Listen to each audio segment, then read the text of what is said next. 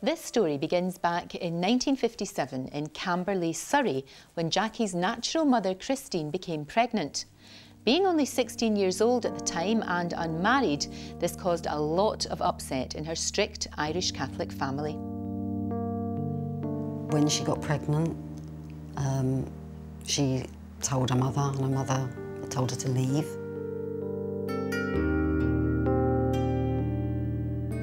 I don't actually know where she went.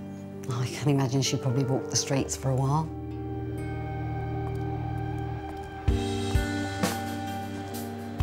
Homeless and without the safety net of the social services, girls in the 1950s, like Jackie's mum, had to fend for themselves. She was sent to the St Francis of Assisi home for wayward girls of low morale, which is a hell of a place to be born. It was a very, very strict, very harsh world. She was taken into this home that was run by the Sisters of Mercy, and one of the overbinding memories of the things that she said to me is they were the Sisters of the Mercy, but they showed none. The nuns were incredibly strict. Even when Jackie's mum was heavily pregnant, the relentless daily tasks continued. She had to scrub the steps, and she suspected she was in labour, but she didn't really know because she was very young.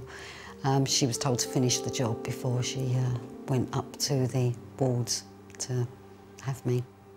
She said that they were not very friendly and not very kind at the birth. It's your own fault. You got yourself in this predicament. So no family around her, no friends, no nobody. And I think it's quite sad, really, that, you know, that it happened in that day and age. With a baby to support and nowhere left to go, Christine returned to her parents' home. Sadly, she wasn't received with open arms. She presented her with the baby, myself, who had her middle name. My middle name is Elizabeth and my grandmother was Elizabeth. She thought that might help. And she was told by my grandmother that she could come home, but the bastard child couldn't. Christine found a job as a live-in house cleaner, but sadly it wasn't for long, because the old lady that took her in died, and once again they were homeless. Christine decided to go to a Catholic adoption agency for advice. She was simply instructed to hand over her baby daughter to a member of their staff at a secret location. Christine reluctantly did so and was devastated.